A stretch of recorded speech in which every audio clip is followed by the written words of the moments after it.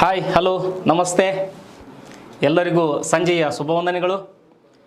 ಆತ್ಮೀಯ ವಿದ್ಯಾರ್ಥಿ ವರ್ಗವೇ, ನಾನು ನಿಮ್ಮವ ಮಹಾಂತೇಶ್ ಕಂಬಾರ್, ಇತಿಹಾಸ ಉಪನ್ಯಾಸಕ. ಇದಕ್ಕೆ ತಾನೇ ಒಂದು ಆ್ಯಡ್ ನೋಡಿದ್ದೀರಿ ನೀವು ಜಾಹೀರಾತನ್ನು. ಹಾಗೆ ಕೆಲವಷ್ಟು ವಿದ್ಯಾರ್ಥಿಗಳು ನನಗೆ ನೇರವಾಗಿ ಭೇಟಿಯಾದ ಕೆಲವಷ್ಟು ಅಭಿಪ್ರಾಯಗಳನ್ನು ನನ್ನೊಂದಿಗೆ ಹಂಚಿಕೊಂಡ್ರು. ಏನು ಅಂತಂದರೆ ಪದೇ ಪದೇ ಯಾಕೆ ಹೇಳ್ತಾ ಇರ್ತೀನಿ ಅಂತಂದರೆ ಇನ್ನೂ ಇದು ರೀಚ್ ಆಗಬೇಕಾಗಿರೋ ಗೋಲ್ 100%.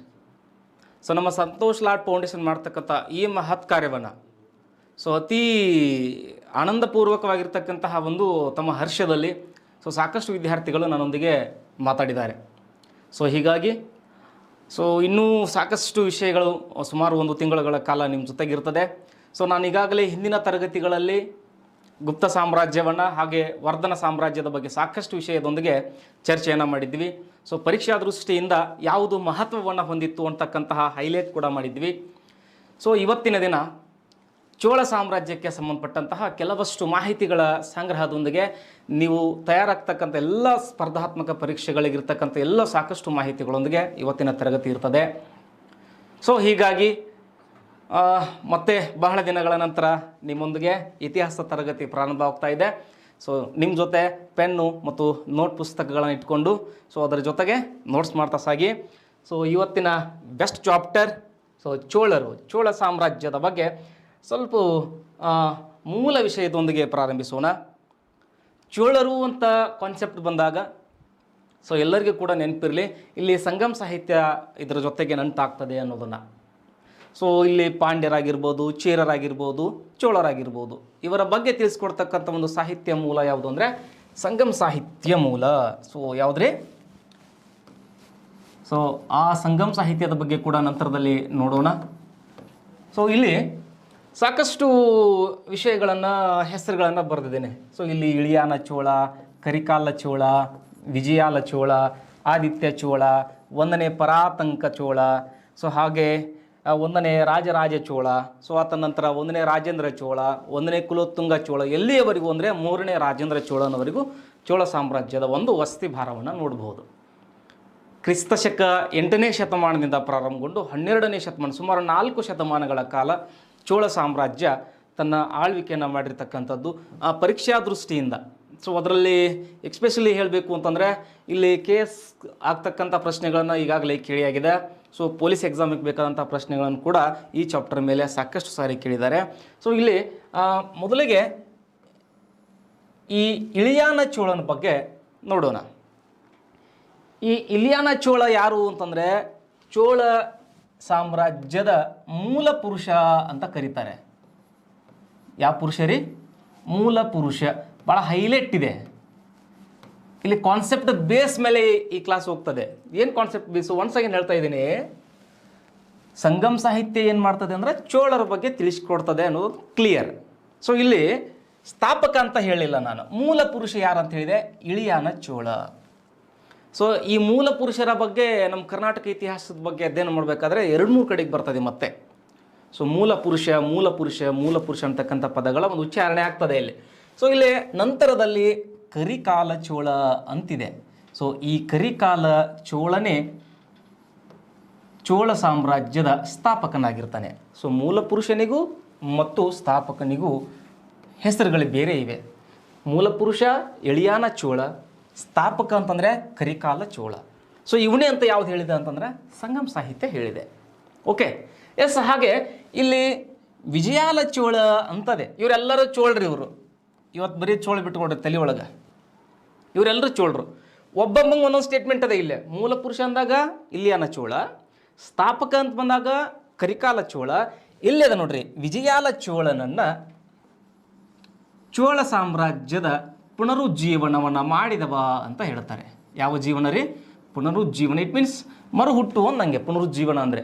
ಓಕೆ, ಒಂದು ಮೂಲ ಪುರುಷ ಆಯಿತು, ಸ್ಥಾಪಕ ಆಯಿತು, ಪುನರುಜ್ಜೀವನ ಆಯಿತು.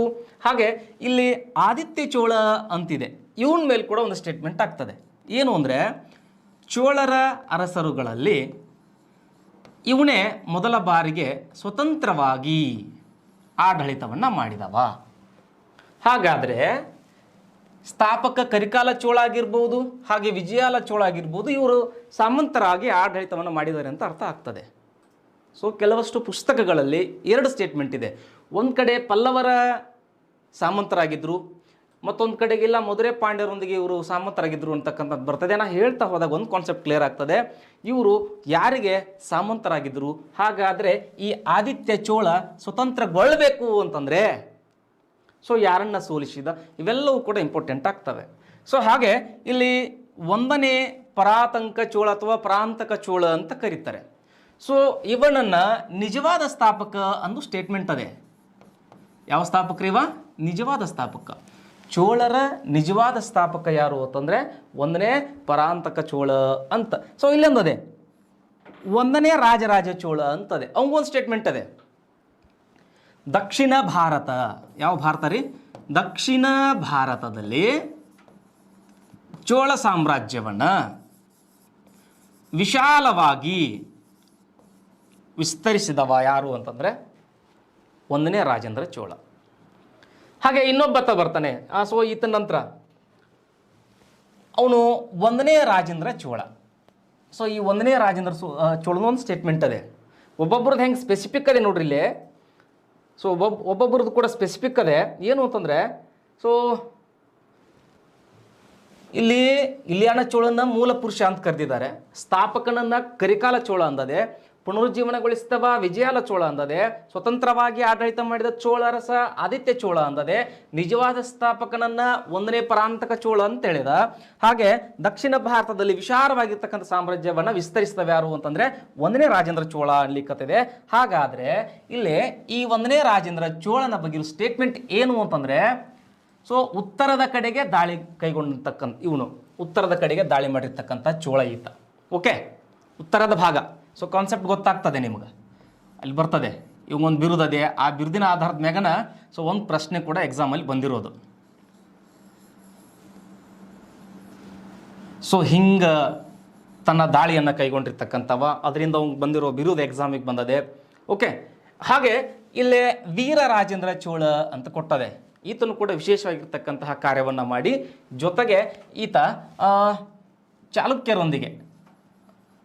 ಚಾಲುಕ್ಯರ 6ನೇ ವಿಕ್ರಮಾದಿತ್ಯನೊಂದಿಗೆ ಅಂತ ಬರ್ತದೆ. ಸೊ ಈತನೊಂದಿಗೆ ವೈವಾಹಿಕ ಸಂಬಂಧವನ್ನು ತನ್ನ ಮಗಳು ಕೊಟ್ಟು ವೈವಾಹಿಕ ಸಂಬಂಧವನ್ನು ಮಾಡಿರ್ತಕ್ಕಂಥದ್ದು. ಸೊ ಇನ್ನು ಹಾಗೆ ಇಲ್ಲೇ ಕುಲೋತ್ತುಂಗ ಚೋಳ ಅಂತ ಬರ್ತಾನೆ. ಸೊ ಇಲ್ಲಿಗೆ ಬಂದಾಗ ಒಟ್ಟು ಏನಾಗ್ತದೆ ಅಂದ್ರೆ ಚೋಳ ಸಾಮ್ರಾಜ್ಯದ ಪತನಕ್ಕೆ ಹಾದಿ ಪ್ರಾರಂಭ ಆಗ್ತದೆ. ಹಾಗೆ ಕೊನೆಯ ರಾಜ 3ನೇ ರಾಜೇಂದ್ರ ಚೋಳ ಅಂತ ಕೊನೆಯಲ್ಲಿ ಬರ್ತದೆ. ಸಾಕಷ್ಟು ಜನ ಇಲ್ಲಿ ಆಳ್ವಿಕೆಯನ್ನು ಮಾಡಿದ್ದಾರೆ. ಸೊ ಅಲ್ಲಿ ಇಂಪಾರ್ಟೆನ್ಸ್ ಏನದೆ, ಪರೀಕ್ಷಾ ದೃಷ್ಟಿಯಿಂದ ಯಾರು ಮಹತ್ವವನ್ನು ಹೊಂದಿದ್ದಾರೋ ಅಂತಕ್ಕಂತಹ ಎಲ್ಲ ಹೆಸರುಗಳನ್ನು ನಾನು ಇಲ್ಲಿ ತೊಗೊಂಡು ಬಂದಿದ್ದೀನಿ. ಸೊ ಹಾಗೆ ಒಬ್ಬೊಬ್ಬರದಾಗೆ ನೋಡ್ತಾ ಸಾಗೋಣ. ಎಸ್, ಮೊದಲನೇ ವ್ಯಕ್ತಿನ ನಾವು ಕರಿಕಾಲ ಚೋಳನ ತಗೊಳ್ಳೋಣ. ಸೊ ಇವನೇ ಸ್ಥಾಪಕ ಅಂತ ಹೇಳ್ತಕ್ಕಂತಹ ಒಂದು ಸಾಹಿತ್ಯ ಯಾವುದು ಎಂದರೆ ಯಾವುದ್ರಿ? ಸಂಗಮ್ ಸಾಹಿತ್ಯ. ಯಾವ ಸಾಹಿತ್ಯ? ಸಂಗಮ್ ಸಾಹಿತ್ಯ. ಇದ್ರ ಬಗ್ಗೆ ಸ್ಪೆಷಲ್ ಕ್ಲಾಸ್ ಇರ್ತದೆ. ಸೊ ಅದ್ರ ಬಗ್ಗೆ ವಿಚಾರ ಮಾಡಬೇಡ್ರಿ. ಹಾಗಾದರೆ ಇಲ್ಲಿ ಈ ಚೋಳರ ಒಂದು ಲಾಂಛನ ಅಂತ ಬಂದಾಗ ವ್ಯಾಘ್ರ ಅಥವಾ ಹುಲಿ ಅಂತ ಇರ್ತದೆ. ಸೊ ಇವರ ರಾಜಧಾನಿ ಕಾನ್ಸೆಪ್ಟ್ ಬೇಕೀಗ ನಮ್ಗೆ. ಯಾರ ರಾಜಧಾನಿ? ರಾಜಧಾನಿ. ಸೊ ಮುಂಚೆ ಇದ್ದಂತಹ ರಾಜಧಾನಿ, ಫಸ್ಟ್ ರಾಜಧಾನಿ ಉರೈ ಊರು ಅಂತ ಹೆಸರು. ಉರೈ ಊರು ಅಂತ ಹೆಸರು. ಓಕೆ, ನೋಡ್ರಿ ಇವರ ಲಾಂಛನ ವ್ಯಾಘ್ರ ಅಥವಾ ಹುಲಿ ಎಕ್ಸಾಮಿಗೆ ಬಂದಿರೋದು ಇದು ಆಲ್ರೆಡಿ. ಸೊ ಜೊತೆಗೆ ಇಲ್ಲೇ ಫಸ್ಟ್ ರಾಜಧಾನಿ ಅಂತ ಬರೀಲಿಕ್ಕತ್ತಿದ್ದಾನೆ. ಸುಮಾರು 4ರಿಂದ 5 ರಾಜಧಾನಿಗಳು ಇಲ್ಲಿ ಆಗ್ತವೆ. ಸೊ ಅದಕ್ಕೆ ಮೊದಲನೇ ರಾಜಧಾನಿ ಯಾವುದದೆ? ಉರೈ ಊರು ಅಂತದೆ. ಸ್ಥಾಪಕ ಅವನೇ ಮಾಡಿರ್ತಕ್ಕಂಥದ್ದು. ಜೊತೆಗೆ ಈ ಕರಿಕಾಲ ಚೋಳ ಒಂದು ಹೊಸದಾದ ನಗರವನ್ನು ನಿರ್ಮಾಣ ಮಾಡಿದ. ಸೊ ಆ ನಗರವನ್ನು ಕಾವೇರಿ ಪಟ್ಟಣಂ ಅಂತ ಕರೀತಾರೆ. ಕಾವೇರಿ ಪಟ್ಟಣಂ ಅಂತ ಕರೀತಾರೆ. ಸೊ ಒನ್ಸ್ ಅಗೇನ್ ಅವನ ರಾಜಧಾನಿ ಬೇರೆ ಇದೆ, ಹೊಸದೊಂದು ನಗರ ಸ್ಥಾಪನೆಯನ್ನು ಮಾಡಿದ್ದಾನೆ. ಕಾವೇರಿ ಪಟ್ಟಣಂ ಅಂತ ಹೆಸರು ಕೊಟ್ಟಿದ್ದಾನೆ. ಕಾವೇರಿ ಅಂದ್ರೆ ಕಾನ್ಸೆಪ್ಟ್ ಏನು ದೊಡ್ಡದಲ್ರಿ, ಕಾವೇರಿ ನದಿ ದಂಡಿ ಮ್ಯಾಗದಂತ ಅರ್ಥ. ಓಕೆ, ಸೊ ಇದೇ ಕಾವೇರಿ ಪಟ್ಟಣಮನ್ನು ತನ್ನ ಎರಡನೇ ರಾಜಧಾನಿಯನ್ನಾಗಿ ಮಾಡಿಕೊಂಡು, ಇಟ್ ಮೀನ್ಸ್ ಬದಲು ಮಾಡಿದ ಅಂತ. ಈ ಮುಂಚೆ ಇದ್ದಂಥ ಉರೈ ಊರನ್ನು ಬಿಟ್ಟು ಎಲ್ಲಿಗೆ ತೊಗೊಂಡು ಬಂದ? ಕಾವೇರಿ ಪಟ್ಟಣಕ್ಕೆ ತನ್ನ ರಾಜಧಾನಿಯನ್ನು ವರ್ಗಾಯಿಸಿದಂಥ ಅರ್ಥ. ಓಕೆ, ಹಾಗೆ ಇಲ್ಲೊಂದು ವೆರಿ ಮಹತ್ವವಾಗಿರ್ತಕ್ಕಂಥ ಒಂದು ಕಾರ್ಯವನ್ನು ಕೈಗೊಂಡ. ಕಾವೇರಿ ಪಟ್ಟಣಂ ಎಂಬ ರಾಜಧಾನಿಯನ್ನು, ಇಲ್ಲೇ ಕಾವೇರಿ ನದಿ ಹರಿತದೆ. ಈ ಕಾವೇರಿ ನದಿಗೆ ಅಣೆಕಟ್ಟನ್ನು ನಿರ್ಮಿಸಿದ. ಯಾವ ಕಟ್ಟನ್ನು? ಅಣೆಕಟ್ಟನ್ನು ನಿರ್ಮಿಸಿದ. ವೆರಿ ಇಂಪಾರ್ಟೆಂಟ್ ರೀ, ವೆರಿ ಇಂಪಾರ್ಟೆಂಟ್. ಕಾರಣ ಏನು ಅಂತಂದರೆ ಇಲ್ಲೇನು ಅಣೆಕಟ್ಟು ನಿರ್ಮಾಣ ಆಗಿದೆಯಲ್ಲ, ಇದು ಎಲ್ಲರಿಗೂ ಗೊತ್ತದೆ. ಇದು ಕೃಷಿ ಕಾರ್ಯಗಳಿಗಾಗಿ, ಯಾವ ಕಾರ್ಯಕ್ಕೆ? ಕೃಷಿ ಕಾರ್ಯಗಳಿಗಾಗಿ ನಿರ್ಮಿಸ್ತಕ್ಕಂಥದ್ದು. ಹಾಗಾದರೆ ಅಟ್ ದ ಫಸ್ಟ್ ಟೈಮ್ ದಕ್ಷಿಣ ಭಾರತದಲ್ಲಿ ಯಾವ ಕಡೆಗ್ರಿ? ಸೊ ಒನ್ಸ್ ಅಗೇನ್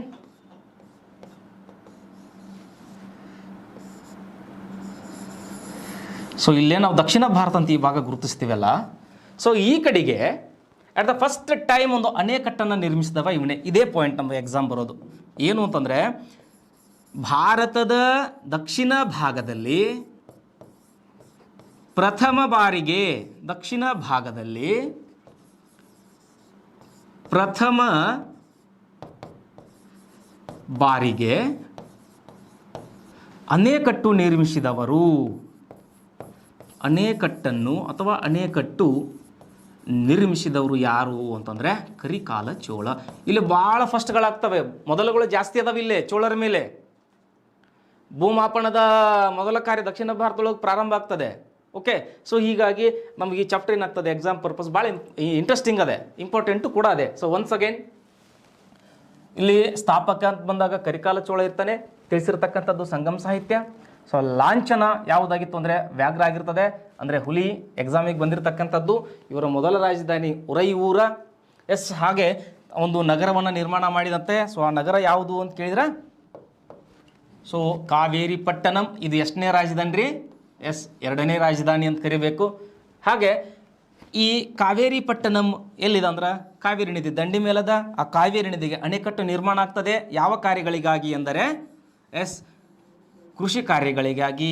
ಮೊದಲ ಬಾರಿಗೆ ದಕ್ಷಿಣ ಭಾಗ, ಭಾರತದ ದಕ್ಷಿಣ ಭಾಗ,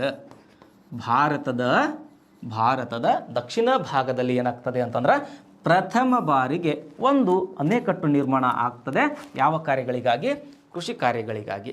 ಇದು ಕರಿಕಾಲ ಚೋಳನ ಬಗ್ಗೆ ಇರ್ತಕ್ಕಂಥ ವೆರಿ ಇಂಟ್ರೆಸ್ಟಿಂಗ್ ಪಾಯಿಂಟ್ಸ್ ಇವೆಲ್ಲ. ಸೊ ಈ ಎಕ್ಸಾಮ್ ಪರ್ಪಸ್ ಅಂದರೆ ಸೊ ನಮ್ಮ ದಕ್ಷಿಣ ಭಾರತದೊಳಗೆ ಬೆಸ್ಟ್ ಒಂದು ಕಾನ್ಸೆಪ್ಟ್ ಬಂದಿರೋದು ಅಣೆಕಟ್ಟಿನ ಕಾನ್ಸೆಪ್ಟ. Okay, yes. ಹಾಗೆ ಮುಂದೆ ಸಾಗೋಣ, ಇನ್ನೂ ಸಾಕಷ್ಟು ವಿಷಯ ಇದೆ. ಇಲ್ಲಿ ಆತನ ಮಗನಾಗಿರ್ತಕ್ಕಂಥ ವಿಜಯಾಲ ಚೋಳ ಆಡಳಿತಕ್ಕೆ ಬರ್ತಾನೆ. ಸೊ ಇಲ್ಲಿ ಮೊದಲಿಗೆ ನೋಡಿದ್ದೀವಿ ಈತನ ಇಲ್ಲಿ ವರ್ಷಗಳು ಇಲ್ಲದವ, ಕಾಲಾವಧಿ ಇಲ್ಲದವ. ಸೊ ಇಲ್ಲಿ ಇವನಿಗೆ ಏನಂತ ಕರೆದಿವಿ ನಾವು ರೀ? ಎಸ್, ಪುನರುಜ್ಜೀವನ ಮಾಡಿದವ ಅಂತ ಕೇಳಿ. ಎಸ್, ತೆಗೆದುಬಿಡೋನಿದ್ನ. ಪುನರುಜ್ಜೀವನಗೊಳಿಸಿದವ ಚೋಳರ ಪುನರುಜ್ಜೀವನ. ಎಸ್, ಇಲ್ಲಿ ಇವಂಗೆ ಸಂಬಂಧಪಟ್ಟಂಥ ಪಾಯಿಂಟ್ಗಳನ್ನು ನೋಡೋಣ. ಸೊ ಮೊದಲನೇದಾಗಿ ಹೇಳಿದೆ ಪ್ರಾರಂಭದಲ್ಲೇ, ಒಂದು ಅನುಮಾನ ಇದೆ, ಬಹುದು ಅಂತಿದೆ. ಇದನ್ನು ಎಕ್ಸಾಮ್ ಕೇಳಲ್ಲ, ಡೋಂಟ್ ವರಿ.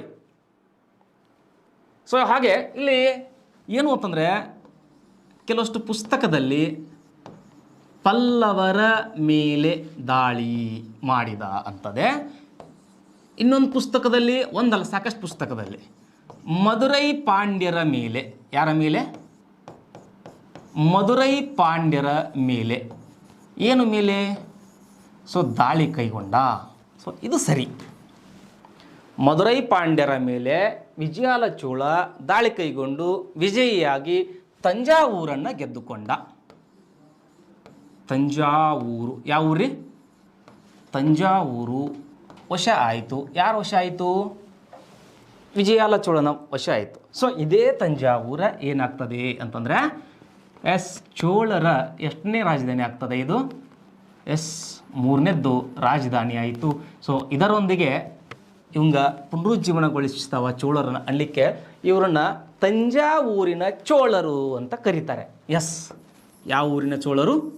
ತಂಜಾವೂರಿನ ಚೋಳರು ಅಂತ ಕರೀಲಿಕ್ಕೆ ಪ್ರಮುಖ ಕಾರಣವಾದ ಚೋಳ ಅರಸ ಯಾರೆಂದರೆ ವಿಜಯಾಲ ಚೋಳ. ಓಕೆ, ಅರ್ಥ ಆಯ್ತು ಅಂತ ಅಂದ್ಕೊಳ್ತೇನೆ. ಸೊ ಒನ್ಸ್ ಅಗೇನ್ ವಿಜಯಾಲ ಚೋಳನನ್ನು ಚೋಳ ಸಾಮ್ರಾಜ್ಯದ ಪುನರುಜ್ಜೀವನ ಮಾಡಿದವ ಅಂತ ಹೇಳ್ತಾರೆ. ಸೊ ಈತ ಮಧುರೈ ಪಾಂಡ್ಯರ ಮೇಲೆ ದಾಳಿ ಕೈಗೊಂಡು ತಂಜಾವೂರನ್ನು ಗೆದ್ದುಕೊಂಡು ಸೊ ಅದನ್ನು ಮೂರನೇ ರಾಜಧಾನಿ, ಇಟ್ ಮೀನ್ಸ್ ಅದು ಮೂರನೇದ ಅಂದರೆ ಈ ಹಿಂದಿದ್ದಂಥವು ಇರ್ತವೆ. ಸೊ ಇದು ಪ್ರಮುಖವಾಗಿ ಇವನ ಆಡಳಿತದೊಳಗಾಗಿರ್ತಕ್ಕಂಥದ್ದು. ಇದೇ ಹೆಸರಿನೊಂದಿಗೆ ಇವ್ರನ್ನ ನಾವು ಕರಿತಕ್ಕಂಥದ್ದು ತಂಜಾವೂರಿನ ಚೋಳರು ಅಂತ ಕರಿತೀವಿ. ಸೊ ಎಕ್ಸಾಮ್ ಪರ್ಪಸ್ ಸೊ ಇವು ವೆರಿ ಇಂಪಾರ್ಟೆಂಟ್ ಆಗ್ತವೆ. ಓಕೆ ಸರಿ, ಇನ್ನು ಹಾಗೆ ಮುಂದೆ ಹೋಗೋಣ. ಆದಿತ್ಯ ಚೋಳಗೆ ಹೋದರೆ ಇವಂಗೂ ಕೂಡ ಒಂದು 2 ಪಾಯಿಂಟ್ ಇಂಪಾರ್ಟೆಂಟ್ ಆಗ್ತವೆ. ಏನು ಅಂತಂದರೆ ಇಲ್ಲಿ ಆದಿತ್ಯ ಚೋಳ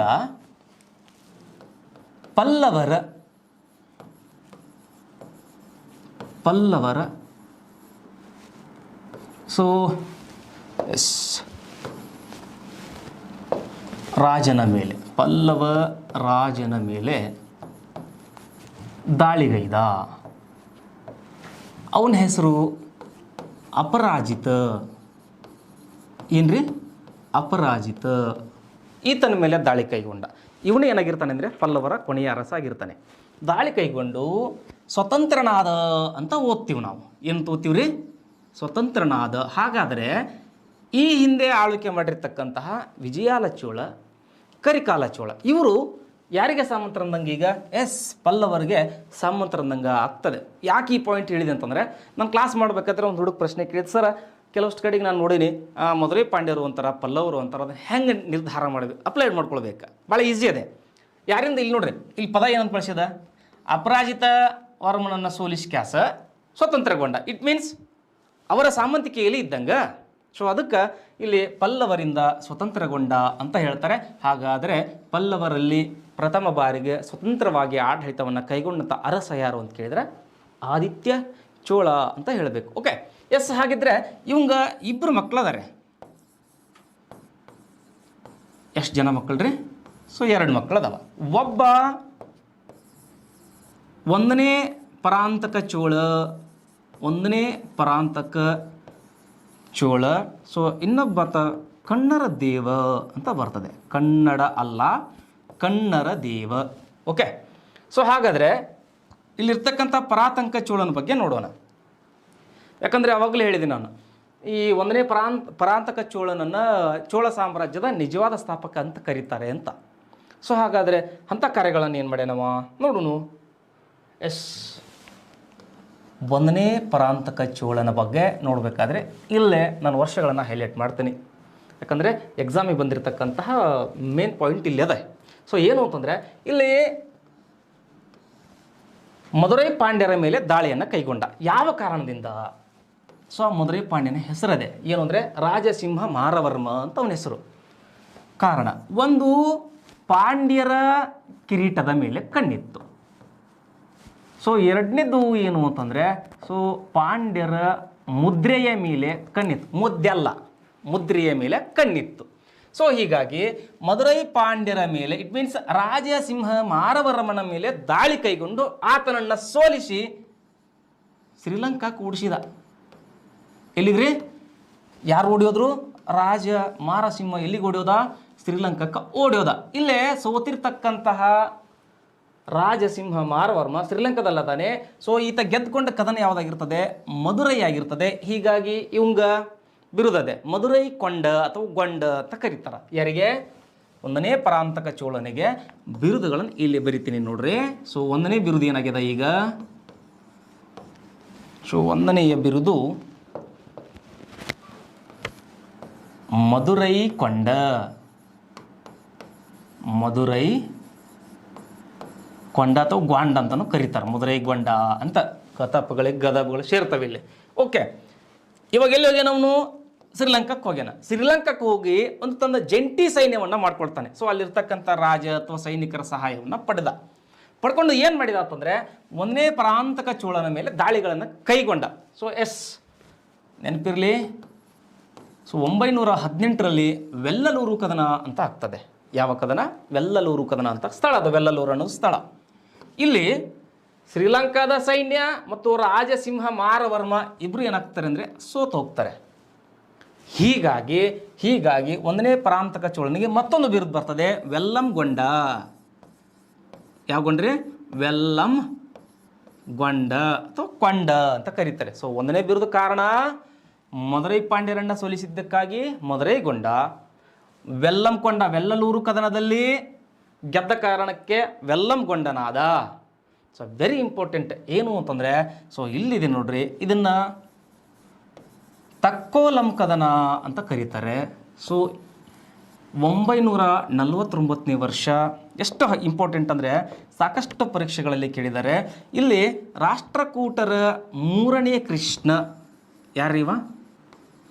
ರಾಷ್ಟ್ರಕೂಟರ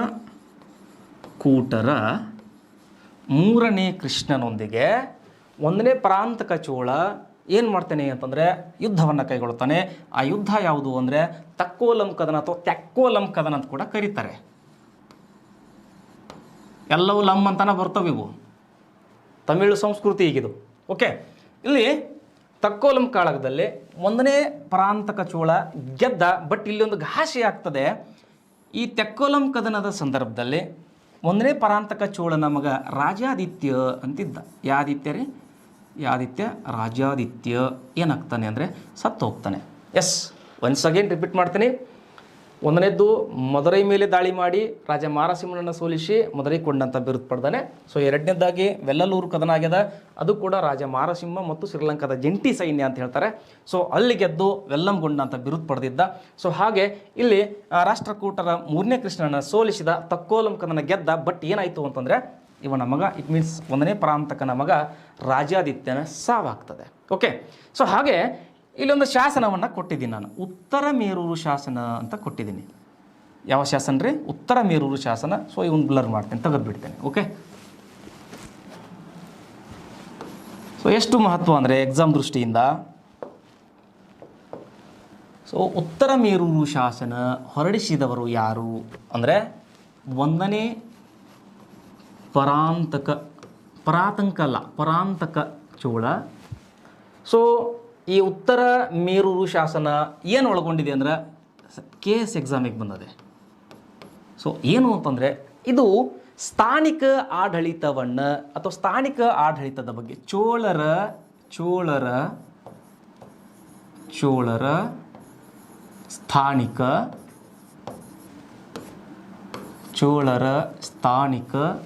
ಸ್ಥಾನಿಕ ಅಂದ್ರೆ ಸ್ಥಳೀಯ ಅಂತ ಅಂದಂಗ.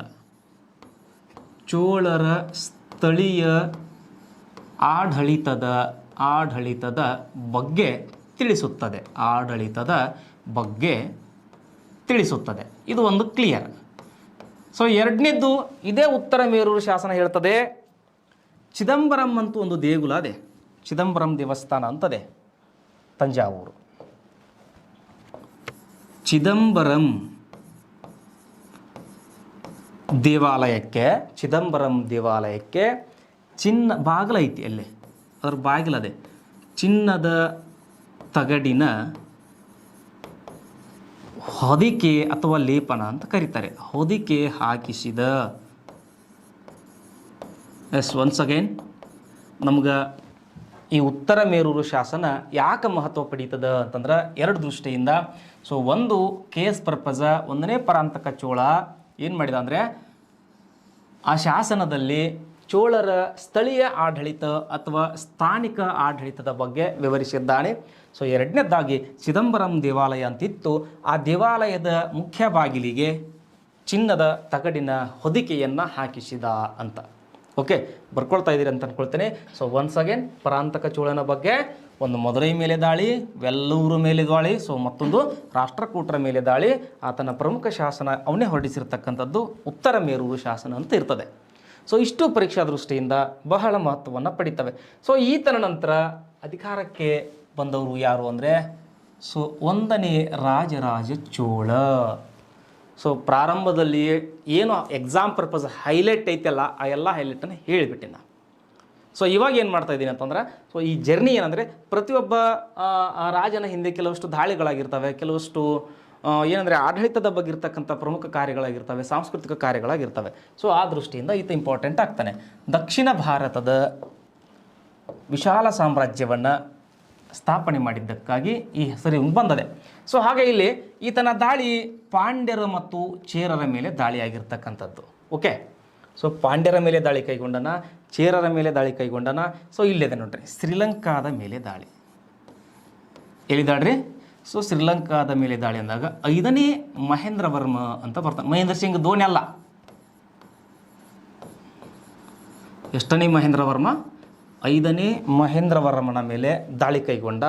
ಸೊ ಇಲ್ಲಿ ಈ ದಾಳಿಯಲ್ಲಿ ಶ್ರೀಲಂಕಾದ ಈ 5ನೇ ಮಹೇಂದ್ರ ವರ್ಮ ಸೋತ. ಹಾಗೆ ಈತನ ಸಾಮಂತನಾದ. ಏನಾದ?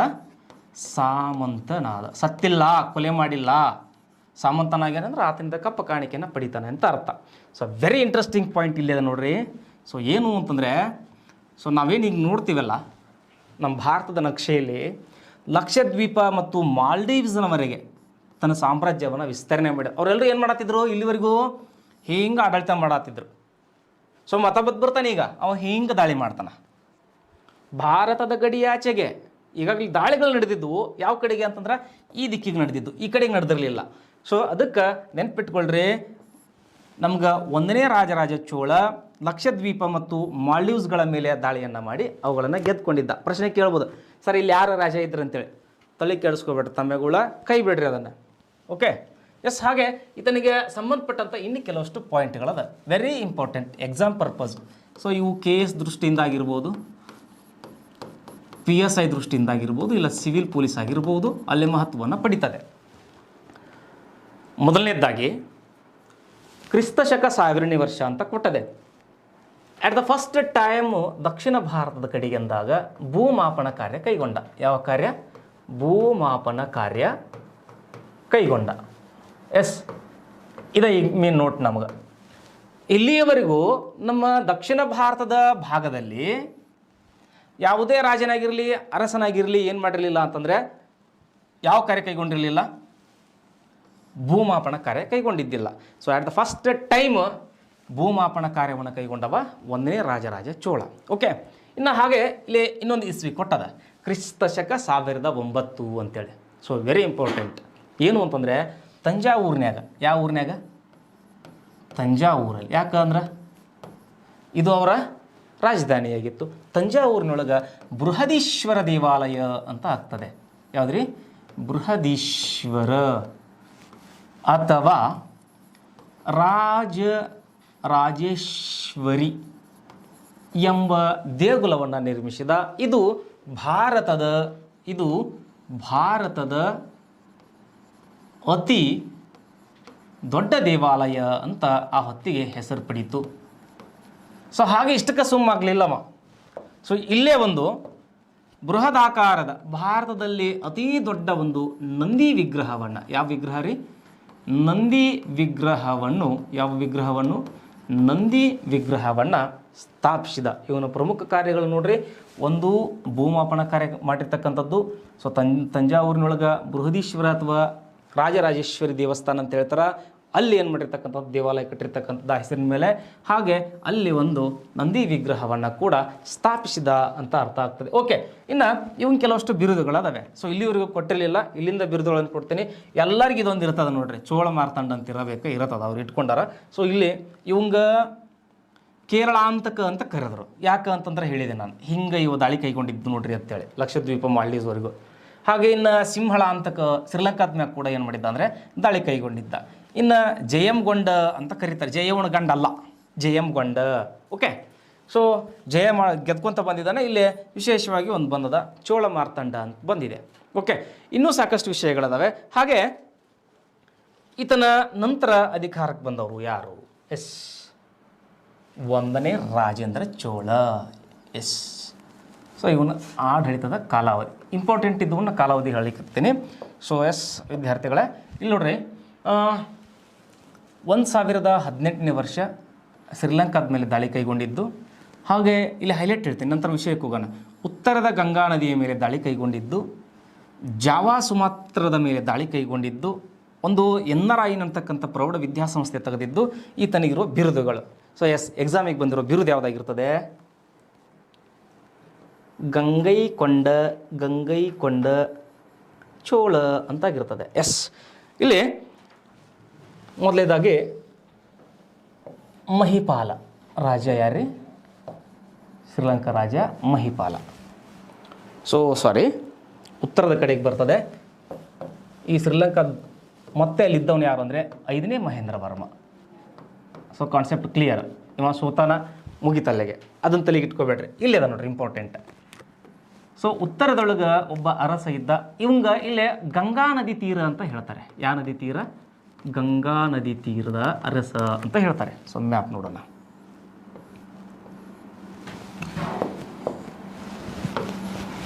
ಎಸ್, ಸೊ ಸಂಕ್ಷಿಪ್ತವಾಗಿ ಇಲ್ಲಿ ನೋಡ್ರಿ. ಸೊ ಈ ಭಾಗಕ್ಕೆ ಬರಬೇಕು ಈಗ ಅವನು. ಸೊ ಎಲ್ಲಿಂದ ಬರಬೇಕು? ಹಿಂಗೆ ಬರಬೇಕು. ಎಸ್, ಗಂಗಾ ನದಿ ತೀರದಲ್ಲಿದ್ದ ರಸ ಮಹಿಪಾಲ ಅಂತ.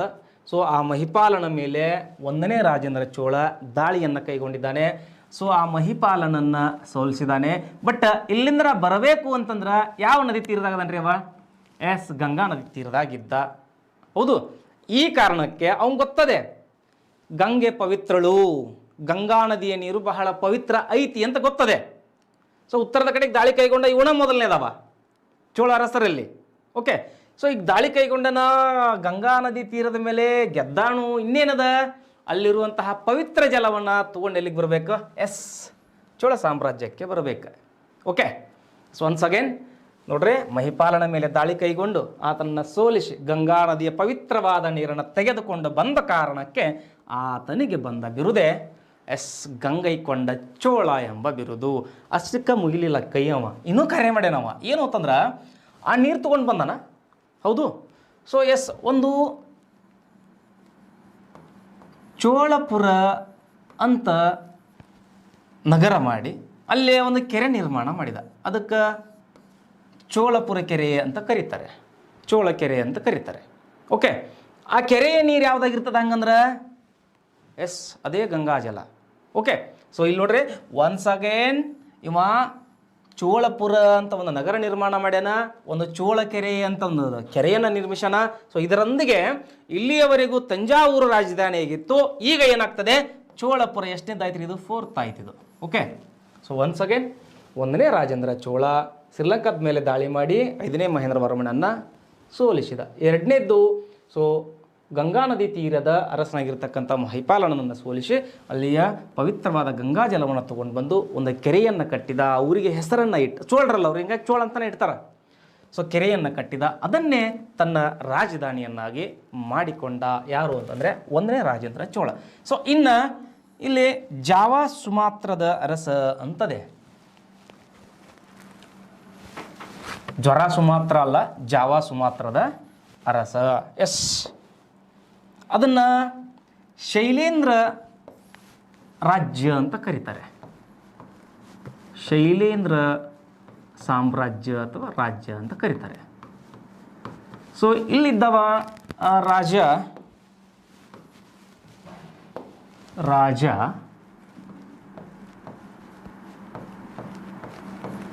ಸಂಗ್ರಾಮ್ ಅಂತ ಅವನ ಹೆಸರು. ಓಕೆ, ಸೊ ಜಾವಾ ಸುಮಾತ್ರದ ಮೇಲೆ ದಾಳಿಯನ್ನು ಕೈಗೊಂಡು, ಸೊ ವೆರಿ ಇಂಟ್ರೆಸ್ಟಿಂಗ್ ಏನು ಅಂತಂದರೆ, ಸೊ ಈ ಕಡೆಗೆ ದಾಳಿ ಮಾಡಿದವ ಬೇರೆ ಅದನ. ಓಕೆ, ಸೊ ಈ ಕಡೆಗೆ ದಾಳಿ ಮಾಡಿದವ ಯಾರದನ? ಈಗ 1ನೇ ರಾಜೇಂದ್ರಗನ ಜಾವಾ ಸುಮಾತ್ರದ ಮೇಲೆ ದಾಳಿಗಳನ್ನು ಕೈಗೊಂಡು ಯಾವ ಸಾಮ್ರಾಜ್ಯ ಅಂದರೆ ಅದು ಶೈಲೇಂದ್ರ ಸಾಮ್ರಾಜ್ಯ. ಅಲ್ಲಿ ರಾಜ ಯಾರಂದ್ರೆ ರಾಜ ಸಂಗ್ರಾಮ್ ಅಂತ ಬರ್ತಾನೆ. ಸೊ ಮುಂದೆ ಉದ್ದಂಗೆ ಹೆಸರದ ಅವಿನ್ ಅಷ್ಟು ಇಂಪಾರ್ಟೆಂಟ್ ಅಲ್ಲ, ಹಾಗೆ ಇರಲಿ. ಸೊ ಆತನನ್ನು ಸೋಲಿಸಿ ಚೋಳ ಸಾಮ್ರಾಜ್ಯವನ್ನು ಮತ್ತಷ್ಟು ಏನು ಮಾಡಿದೆ ಅಂದರೆ ವಿಸ್ತಾರವನ್ನುಗೊಳಿಸಿದವರು ಯಾರು ಅಂತಂದರೆ 1ನೇ ರಾಜೇಂದ್ರ ಚೋಳನಾಗಿರ್ತಾನೆ. ಓಕೆ, ಸೊ ಇನ್ನು ಹಾಗೆ ಇಲ್ಲಿ ಎನ್ನರಾಯಿ ಪ್ರೌಢಶಾಲೆ ಅಂತ ಒಂದು ಪ್ರೌಢಶಾಲೆಯನ್ನು ನಿರ್ಮಾಣ ಮಾಡಿದ. ಸೊ ಎಲ್ಲಿ ಅನ್ನೋದು ಇಂಪಾರ್ಟೆಂಟ್. ಇದನ್ನು ಚೆಂಗಲ್ಪೇಟೆ ಅಂತ ಕರೀತಾರೆ, ತಿರುಮುಡುಕಲ್ ಅಂತ ಕರೀತಾರೆ ಸ್ಥಳ. ಸೊ ಅಲ್ಲಿ ಇಟ್ ಮೀನ್ಸ್ ಶಿಕ್ಷಣಕ್ಕೆ, ಯಾವುದಕ್ಕೆ? ಶಿಕ್ಷಣಕ್ಕೆ ಒತ್ತು ಕೊಡಲಿಕ್ಕೆ ಸ್ಟಾರ್ಟ್ ಮಾಡಿದ ಒಂದು. ಸೊ ಇನ್ನು 2ನೇದ್ದು ಇಲ್ಲಿ ಶ್ರೀಲಂಕಾದ ಮೇಲೆ ದಾಳಿ ಕೈಗೊಂಡಿದ್ದ ಅಂತ ಹೇಳಿದೆ. ಸೊ ದಾಳಿ ಕೈಗೊಂಡು ಬರಬೇಕಾದ್ರೆ ಇಲ್ಲಿ ಒಂದು ಶಿವನ ಮತ್ತು ವಿಷ್ಣುವಿನ, ಯಾವುದ್ರಿ? ಶಿವನ ಮತ್ತು ವಿಷ್ಣುವಿನ ದೇವಾಲಯವನ್ನು ಅಲ್ಲಿ ಶ್ರೀಲಂಕಾದಾಗ ಸ್ಥಾಪನೆ ಮಾಡಿದ. ಸೊ ಹಾಗೆ ಇಲ್ಲಿ ಈ ಚೋಳಪುರ ಅಂತ ಹೇಳಿದ್ನಲ್ಲ, ಅಲ್ಲಿ ಒಂದು ಶಿವ ದೇವಾಲಯವನ್ನು, ಯಾವ ಪುರ ರೀ? ಶಿವ ದೇವಾಲಯವನ್ನು ನಿರ್ಮಿಸಿದ. ನಾ ಹೇಳಕತ್ತಿರೋ ಕಾನ್ಸೆಪ್ಟ್ ಅರ್ಥ ಆಯಿತು ಅಂತ ಅಂದ್ಕೊಳ್ತೇನೆ ನಾ. ಏನು ಅಂತಂದರೆ, ಚೋಳರು ವೈಷ್ಣವರು ಶೈವರು ಅನ್ನೋ ಪ್ರಶ್ನೆ. ಎಸ್ ನೋಡ್ರಿ, ಇವ ವಿಷ್ಣು ದೇವಾಲಯವನ್ನು ಕೂಡ ಕಟ್ಟ್ಯಾನು, ಶಿವ ದೇವಾಲಯವನ್ನು ಕೂಡ ಕಟ್ಟಿದ ಅಂತ ಅರ್ಥ. ಓಕೆ, ಸೊ ಹಾಗಾದರೆ ಯಾರು ಏನು ನೆನಪಿರಲಿ. ಸೊ ಚೋಳರು ಅಂತ ಬಂದಾಗ ಅವರು ಶೈವರಾಗಿರ್ತಾರೆ. ಯಾರಾಗಿರ್ತಾರೆ? ಶೈವ. ಅದೇ ಹೆಂಗ್ರಿ ಅಂತಂದ್ರೆ ಮುಂದುವರೋ ವಿಷಯ ಭಾಳ ಚೆನ್ನಾಗಿದೆ, ಅಲ್ಲಿ ಸಿಗ್ತದೆ ಮಾಹಿತಿ. ಸೊ ಎಸ್ ವಿದ್ಯಾರ್ಥಿ ಮಿತ್ರರೇ, ಇವನಿಗಿರ್ತಕ್ಕಂಥ ಬಿರುದು ಇದು ಎಕ್ಸಾಮಿಗೆ ಬಂದದೆ. ಸೊ ಒಂದೇನು ಅಂತಂದರೆ ಆತನಿಗಿರೋ ಬಿರುದು ಗಂಗೈಕೊಂಡ ಅಂತ. ಸೊ ಪಂಡಿತ ಚೋಳ ಅಂತ ಕರೀತಾರೆ ಆತನನ್ನು. ಭಾಳ ಜಾಣ ಇರಬೇಕು, ಪಂಡಿತನಾಗಿರಬೇಕು. ಮತ್ತೊಂದು ಕೇದಾರಂ ಕೊಂಡ ಅಥವಾ ಕೇದಾರಂ ಅಂತ ಕರೀತಾರೆ. ಕೇದಾರಂ ಕೊಂಡ ಅಂತ ಬಿರುದದೆ ಅವಂಗ. ಸೊ ಇಷ್ಟು ಏನು ಅಂತಂದರೆ ಈ ನಮ್ಗೆ 1ನೇ ರಾಜೇಂದ್ರ ಚೋಳನ ಮೇಲೆ ಇರ್ತಕ್ಕಂಥ ಹೈಲೈಟ್ ವಿಷಯ ಆಗಿರ್ತದೆ. ಓಕೆ, ಸೊ ಇನ್ನು ಹಾಗೆ ಇನ್ನಷ್ಟು ಮುಂದೆ ಹೋಗೋಣ. ಸೊ ವೀರ ರಾಜೇಂದ್ರ ಚೋಳ. ಸೊ ಇವನು ಒಂದೆರಡು ಕಾರ್ಯಗಳು ಇಂಪಾರ್ಟೆಂಟ್ ಆಗ್ತವೆ. ಒಂದು, ಈತ ವೈದಿಕ ಶಾಲೆ ಅಥವಾ ಕಾಲೇಜ್ ಸ್ಥಾಪನೆ ಮಾಡಿರ್ತಕ್ಕಂಥದ್ದು. ಮತ್ತೊಂದು ಏನು ಅಂದರೆ ಆಸ್ಪತ್ರೆಗಳ ನಿರ್ಮಾಣ. ಎಸ್, ಯಾವುದರ ನಿರ್ಮಾಣ ರೀ? ಆಸ್ಪತ್ರೆಗಳ ನಿರ್ಮಾಣ. ಹಾಗೆ ಸೊ ಚಾಲುಕ್ಯರ 6ನೇ ವಿಕ್ರಮಾದಿತ್ಯ ಅವಂಗ ತನ್ನ ಮಗಳು ಕೊಟ್ಟು ಲಗ್ನ ಮಾಡಿದ. ಇಟ್ ಮೀನ್ಸ್ ವೈವಾಹಿಕ ಸಂಬಂಧದ ಮೂಲಕ. ಯಾವುದರ ಮೂಲಕ ರೀ? ವೈವಾಹಿಕ ಸಂಬಂಧದ ಮೂಲಕ ಏನಾಗ್ತದೆ ಅಂತಂದರೆ ಸೊ ಚಾಲುಕ್ಯರೊಂದಿಗೆ ಈತ ಕೈ ಜೋಡಿಸಿದ ಅಂತ ಅರ್ಥ ಆಗ್ತದೆ. ಓಕೆ, ಸೊ ಎಸ್, ಹಾಗೆ ಇನ್ನಷ್ಟು ವಿಷಯಗಳನ್ನು ನೋಡೋಣ. ಎಸ್, ಕುಲೋತ್ತುಂಗ ಚೋಳ. ಸೊ ಆತ್ಮೀಯ ವಿದ್ಯಾರ್ಥಿಗಳೇ, ಸೊ ಇಲ್ಲಿವರೆಗೆ ನೋಡಿರ್ತಕ್ಕಂಥ ವಿಷಯಗಳನ್ನು ಒಂದ್ಸಾಗೇನು ನೋಡ್ರಿ ಎಷ್ಟು ಇಂಪಾರ್ಟೆಂಟ್ ಅದೆ ಅಂತಂದ್ರೆ. ಎಷ್ಟು ಇಲ್ಲಿ ನೋಡ್ರಿ, ಮೂಲ ಪುರುಷ, ಸ್ಥಾಪಕ, ಪುನರುಜ್ಜೀವನ, ಸ್ವತಂತ್ರವಾದವ, ನಿಜವಾದವ ಯಾರು, ಮತ್ತು ಇವರೆಲ್ಲ ಸುಳ್ಳು ನೆನ್ಬೇಡ್ರಿ. ಇಲ್ಲ, ಸೊ ದಕ್ಷಿಣ ಭಾರತದೊಳು ವಿಶಾಲವಾಗಿರ್ತಕ್ಕಂಥ ಸಾಮ್ರಾಜ್ಯವನ್ನು ವಿಸ್ತಾರ ಮಾಡಿದವ ಯಾರು. ಸೊ ಜೊತೆಗೆ 1ನೇ ರಾಜೇಂದ್ರ ಚೋಳನಿಗೆ ಸಂಬಂಧಪಟ್ಟಂಗೆ ಸೊ ಕೆಲವಷ್ಟು ಪಾಯಿಂಟ್ಗಳು. ಸೊ ಇಲ್ಲಿ ನಮಗೆ ಬೇಕಾಗಿರೋದೇನು ಅಂತಂದರೆ ಇಷ್ಟೆಲ್ಲದರಲ್ಲಿ ಆ ರಾಜಧಾನಿಗಳನ್ನು ನೆನಪಿಟ್ಕೊಳ್ರಿ. ಓಕೆ, ಸೊ ಈಗ ನಾನು ಈ ಕುಲೋತ್ತುಂಗಕ್ಕೆ ಬಂದೀನಿ ಅಂತಂದ್ರೆ ಒಂದು ವಿಷಯ ಏನು ಕ್ಲಿಯರು ಅಂತಂದರೆ ಇಲ್ಲಿಗೆ ಏನಾಗಬೇಕು ಅಂತಂದರೆ ಚೋಳ ಸಾಮ್ರಾಜ್ಯ ಪತನದ ಹಾದಿಯನ್ನು ಹಿಡಿಬೇಕು. ಯಾವ ಹಾದಿಯನ್ನು? ಪತನದ ಹಾದಿ ಹಿಡಿಬೇಕು ಅಂದಂಗೆ. ಓಕೆ, ಈ ಹೊತ್ತಿಗೆ ಏನಾಗ್ತದೆ ಅಂತಂದರೆ ಶ್ರೀಲಂಕಾ, ಇವನ ಆಡಳಿತದ ಹೊತ್ತಿಗೆ ಶ್ರೀಲಂಕಾ ಸ್ವತಂತ್ರವಾಗ್ತದೆ. ಅಂದ್ರೆ ಅಲ್ಲಿ ಇವನ ಆಡಳಿತ ಏನಾಗಿಲ್ಲ ಅಂದರೆ ಇಂಪ್ಲಿಮೆಂಟ್ ಆಗಿಲ್ಲ. ಸೊ ಇವನು ಆ ಕಡೆಗೆ ದಾಳಿಗೆ ಹೋಗಿರಲಿಕ್ಕಿಲ್ಲ. ಹೀಗಾಗಿ ಅವರು ಸ್ವತಂತ್ರತೆಯನ್ನು ಘೋಷಣೆ ಮಾಡ್ಕೊಂಡಾರ. ಸೊ ವೆರಿ ಇಂಪಾರ್ಟೆಂಟ್ ಪಾಯಿಂಟ್ ಏನು ಅಂತಂದರೆ ಸೊ ಹೊಯ್ಸಳರ ವಿಷ್ಣುವರ್ಧನ. ಯಾವ ವರ್ಧನ? ವಿಷ್ಣುವರ್ಧನ. ಸೊ ಇವನು ಈ ಕುಲೋತ್ತುಂಗ ಚೋಳನ ಒಬ್ಬ ಪ್ರಾಂತ್ಯಾಧಿಕಾರಿ ಆದಿಯಮ ಅಂತ ಹೆಸರು ಬರ್ತದೆ. ಯಾವ ಯಮ? ಎಸ್, ಆದಿಯಮ ಅಂತ ಹೆಸರು ಬರ್ತದೆ. ಓಕೆ, ಸೊ ಈ ಆದಿಯಮನನ್ನು ಸೋಲಿಸಿ ಸೊ ಇಲ್ಲಿಗೆ ಚೋಳ ಸಾಮ್ರಾಜ್ಯದ ಪತನಕ್ಕೆ ಒಂದು ಹೆಜ್ಜೆಯನ್ನು ಇಟ್ಟ. ಸೊ ಹಾಗೆ ಇಲ್ಲೊಂದು ಇಂಪಾರ್ಟೆಂಟ್ ಕಾರ್ಯ ನಡೀತದೆ. ಏನು ಅಂತಂದರೆ ಇಲ್ಲಿ ನೋಡ್ರಿ, ಕುಲೋತ್ತುಂಗ ಚೋಳನ ಟೈಮ್ನಾಗಿದ್ದು ಶ್ರೀಲಂಕಾ ಸ್ವತಂತ್ರಗೊಂಡದ. ಸೊ ಹೊಯ್ಸಳರ ವಿಷ್ಣುವರ್ಧನ ದಾಳಿ ಕೈಗೊಂಡು ಇಟ್ ಮೀನ್ಸ್ ಚೋಳರಿಗೆ ಸೋಲನ್ನು ಉಣಿಸ್ಯಾನೋ. ಸೊ ಇಲ್ಲೇ ಇವನು ಮಾಡಿರ್ತಕ್ಕಂಥದ್ದು ಇದು ಎಕ್ಸಾಮಿಗೆ ಬಂದದೆ. ಏನು ಎಕ್ಸಾಮಿಗೆ ಬಂದದೆ ಅಂತಂದ್ರೆ ಇವನ ಆಸ್ಥಾನದೊಳಗೆ ಇವರೆಲ್ಲ ಸೇವ್ರಿ ಇವರು. ಓಕೆ, ಸೊ ಇವ್ರ ಆಸ್ಥಾನದಾಗಿದ್ದು ವೈಷ್ಣವನಾಗಿರ್ತಕ್ಕಂತಹ ಸೊ ಅವ್ರ ಹೆಸರು ಒನ್ಸ್ ಅಗೇನ್ ನೀರು ತರ ಉಣಿಸ್ಕೊಡಕ್ಕಂಗೆ